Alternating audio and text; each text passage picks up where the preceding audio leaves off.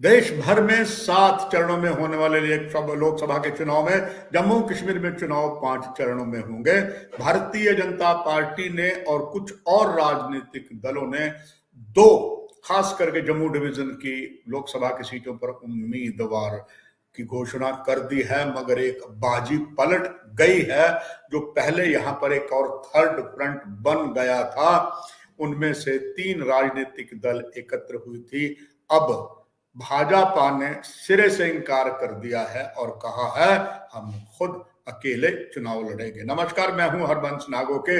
राजनीति में उठक पटक चलती रहती है, राजनीतिक विषाद बिछती है, कुछ एक कदम आगे बढ़ते हैं फिर पीछे खड़ते हैं। कह लीजिए इस समय जम्मू कश्मीर में 5 लोकसभा की सीटों पर सांप सीढ़ी का खेल चल रहा है। और इस वक्त जो पहले एक पुख्ता खबर आई थी कि जम्मू कश्मीर में जो एक 3 विपक्षी दल है, उनके बारे में ये कहा जाता है भारतीय जनता पार्टी की बी टीम है, वो एकजुट होकर चुनाव लड़ेंगे और वहां पर खास करके एक लोकसभा की सीट पर जो भारतीय जनता पार्टी अपना परचम लहराना चाहती है, वो जो नई सीट का गठन बनाया गया था साउथ कश्मीर और रजौरी पुंछ को मिलाकर, वहां पर शायद ये खबर थी कि गुलाम नबी आजाद थर्ड फ्रंट से लड़ेंगे और शायद भाजपा उसका समर्थन करेगी और भाजपा कोई भी अपना उम्मीदवार खड़ा नहीं करेगी। ये अलग अलग मीडिया में आया और हमें जो भरोसेमंद सूत्र मिले थे वो कह रहे थे फिलहाल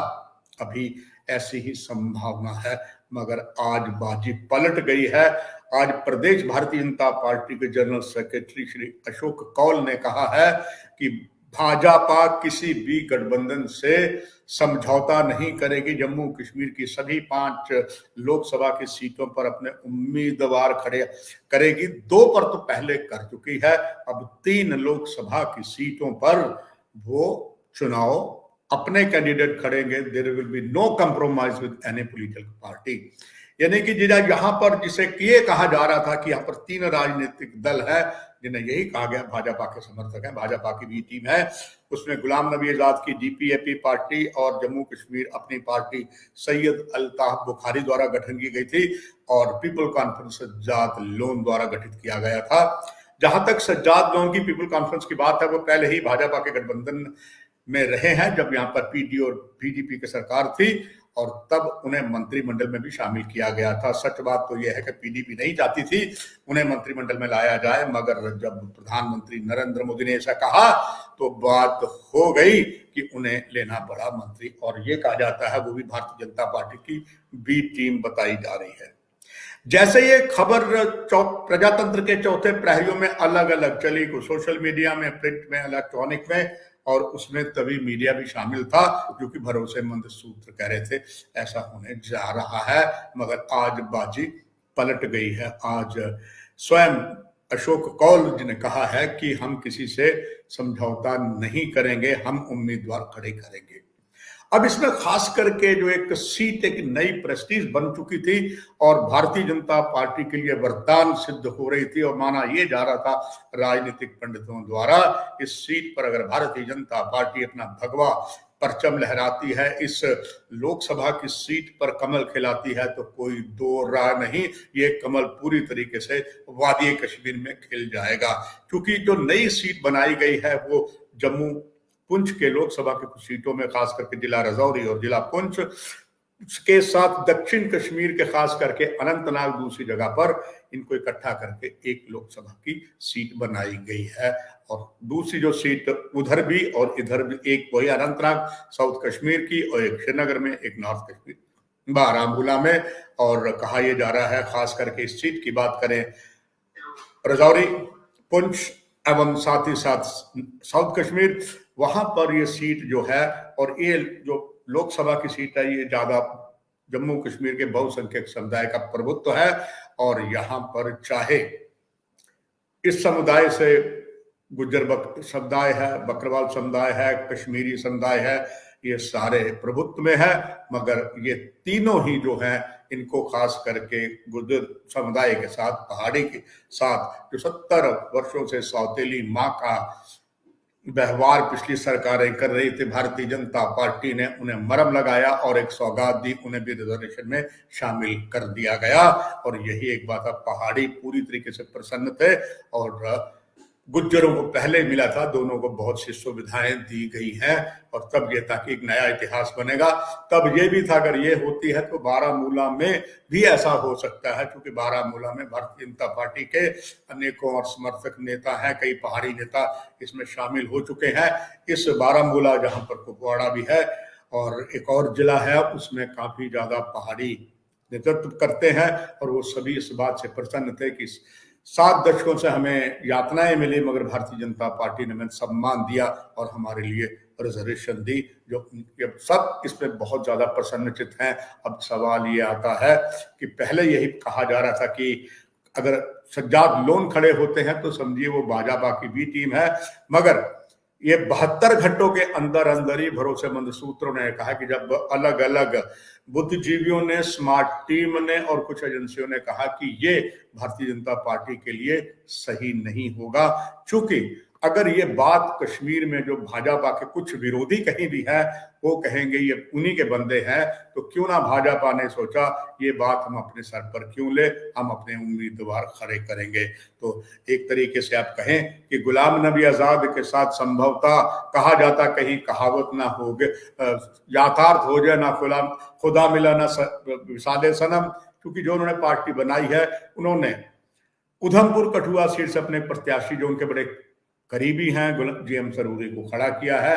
अब बोहें कईयों की तन गई हैं भाजपा के अंदर, उन्हें क्या जरूरत थी कि जब भारतीय जनता पार्टी के कद्दावर नेता डॉक्टर जितेंद्र सिंह यहाँ से उम्मीदवार बनाए जा चुके थे, उन्हें सरूरी को खड़े करने की क्या आवश्यकता थी। मगर एकाएक यहाँ भी बाजी पलटी, किसी को उम्मीद नहीं थी कि कांग्रेस लाल सिंह को अपने साथ लेगी और उन्हें यहाँ का उम्मीदवार बनाएगी लाल सिंह का। उसे लाल सिंह का गृह क्षेत्र भी कठुआ है और वहां से विधानसभा का भी जीते हैं, लोकसभा सब की भी जीते हैं। पिछले कार्यक्रम में आप याद करिए, मैंने कहा था कि हैट्रिक क्यों बनेगी। हैट्रिक अगर क्रिकेट की बात करें तो हैट्रिक की 3 लगातार अगर आप विकेट लेते हैं उसे हैट्रिक कहा जाता है। एक ओवर में 6 बॉल होती हैं। तो मैंने भी राजनीतिक संकेत की बात की थी कि यहाँ हैट्रिक ही बनेगी। हैट्रिक ऐसे कि अगर डॉक्टर जितेंद्र सिंह जीतते हैं, वो कंटिन्यूसली जो है 2 बार पहले जीत चुके, लगातार तीसरी बार भी जीतेंगे। जैसे उदाहरण लिया जाए कि क्रिकेट में अगर एक ओवर में 5वें और 6ठी गेंद पर बॉलर 2 विकेट लेता है और अगला उसे ओवर फिर दिया जाता है, अगर वहां पर उस ओवर की पहली गेंद में वो विकेट लेता है, that will be called also hat-trick. मगर पहले लाल सिंह 2 बार जीत चुके थे, हैट्रिक बनेगी मगर वो कंटिन्यूस हैट्रिक नहीं होगी। आप कह सकते वो 3 बार जीते, 3 बार डॉक्टर जितेंद्र सिंह ने 3 जीतेगा तो एक ही 3 बार, क्योंकि सरूरी है तो इतना ज्यादा कोई सरूरी का प्रभुत्व नहीं है। बसपा ने भी कैंडिडेट खड़ा किया है और उधर से एक और राजनीतिक दल जो नया बना है जिसका निशान बंसुरी है, वो भी खड़े हुए हैं। मगर यहाँ सबसे बड़ी जो है, एक तरफ जहां पर एक नया अब समीकरण बने हैं कठुआ में, मगर उससे पहले भाजपा ने जो 2 टूक शब्दों में कह दिया गया हम किसी भी सीट पर कोई समझौता नहीं करेंगे, इसका मतलब साफ हो गया कि ना तो कुछ गुलाम नबी आजाद को उसको फायदा होगा, बल्कि नुकसान हो सकता था। और संभवतः दूसरी पार्टियों को इसीलिए बहुत फूंक कर कदम रखने वाली भारतीय जनता पार्टी ने आज साफ कर दिया है। चूंकि जहां तक डॉक्टर अशोक कौल की बात की जाती है, वो बड़े बुद्धिजीवी हैं, लंबे समय से इसी पद पर है और जम्मू कश्मीर की हर रग रग से वाकिफ है और उनका हर पोलिंग स्टेशन पर अपना प्रभुत्व है, सबको जानते हैं कि सारे परिप्रेक्ष्य को देखते हुए संभवतः उनकी बात आला कमान ने मान ली है। और ये भी कहा है अब कोई जल्दीबाजी नहीं है, क्योंकि अभी तक भाजपा ने 250 सीटों की घोषणा की है। और जहां तक जम्मू कश्मीर की बात है, फर्स्ट फेज में जो चुनाव होना है कठुआ में और जम्मू में, उन दोनों के लिए कैंडिडेट दिए हैं। बाकी 3 सीटों पर अभी यहाँ पर जम्मू कश्मीर में 7 चरणों में नहीं, यहाँ पर चुनाव जो है वो 7 चरणों में नहीं 5 चरणों में होने हैं। 2 की तो पहले ही अप्रैल में यहाँ पर जम्मू और कठुआ में है, उधर नहीं है। बस इसके बाद 3 सीटें जो और हैं उसमें ये चुनाव होंगे। तो डॉक्टर अशोक कौल ने यह भी कहा, अशोक कौल ने, कोई इतना अभी आवश्यक नहीं है, बहुत समय प्रधानमंत्री ही तय करते हैं और प्रधानमंत्री अभी देश के अलग अलग हिस्सों में भाजपा को प्रचंड जीत दिलाने के लिए 370 पार यानी कि 400 का आंकड़ा दिलवाने के लिए दिन रात एक करके अलग अलग क्षेत्रों में जाकर अपना प्रचार कर रहे हैं। और क्योंकि बार बार सभी कहते हैं मोदी है तो मुमकिन है। अब ये जो नई एक बाजी पलटी है, समरसॉल्ट हुआ है, और कितने समरसॉल्ट होंगे अभी कह नहीं सकते, मगर एक बात, एक ऐसी इंपॉर्टेंट सीट जो जम्मू कश्मीर के इतिहास में नया एक रोल करेगी वो है साउथ कश्मीर और जम्मू डिवीजन के रजौरी पुंछ की विधानसभा की कुछ सीटें जो एक इतिहास बनाएगा। अगर साउथ कश्मीर और रजौरी पुंछ जम्मू के हिस्से को मिलाकर यहाँ पर भाजपा अपना परचम फहराती है, और अभी तक संकेत यहाँ मिले हैं जो पहले मिल रहे थे, यहाँ पर भारतीय जनता पार्टी कुछ ऐसे नेता को खड़ा करना चाहती है जो यहाँ का रहने वाला हो, बुद्धिजीवी हो, एनर्जेटिक हो।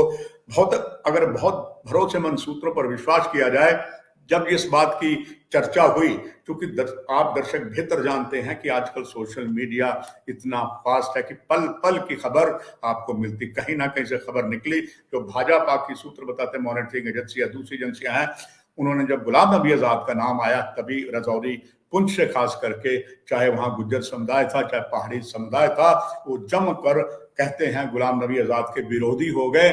क्योंकि जब सीताराम केसरी कांग्रेस सरकार में कांग्रेस का शासन था, जब पहाड़ियों को दर्जा देने की बात हुई थी तो कहते दर्जा तैयार कर दिया गया था। वहां के जो मंत्री थे सीताराम केसरी और गृह मंत्री भी मान लिया था, मगर इसमें कहते हैं अड़ंगा डाला था गुलाम नबी आजाद ने कि इनको ना दिया जाए, जो कुछ दिया जाए पहले उन्हीं के गृह क्षेत्र डोडा में दिया जाए। ये अतीत के पन्नों को झांक कर ये बात निकलती है। संभवतः यही बात आला कमान ने सोची हो। अगर ये तीनों जो थर्ड फ्रंट बना है ये लड़ते, और गुलाम नबी आजाद अगर वहां से लड़ते हैं साउथ कश्मीर रजौरी पुंछ की नई सीट पर, तो उनका पहले ही विरोध होगा। तो इससे बेहतर है हम जहां पहले थे वहां आज बाजी पलट दी गई है। अब देखते हैं क्या आगे होता है। तभी मीडिया ना काहू से दोस्ती ना काहू से बैर की कहावत को मैं पुनः याथार्थ करते हुए इस कार्यक्रम की यही समाप्ति करता हूं, आपको आश्वासन देते हुए जो भी और प्रमुख समाचार होंगे वो मैं आपके पास आके लेके आ जाऊंगा। इस कार्यक्रम में इतना ही। नमस्कार। होली की आपको एडवांस में ही मुबारक। आज छोटी होली है, कल बड़ी होली है। हम होली खेले ना खेले, मगर हम समाचार जो देखते हैं खंगालते हैं कल भी आपके पास लेके आएंगे। और कोई ऐसे इमरजेंसी हुआ तो हम आपको निराश नहीं करेंगे, उसमें भी खबर लेकर आ जाएंगे। नमस्कार।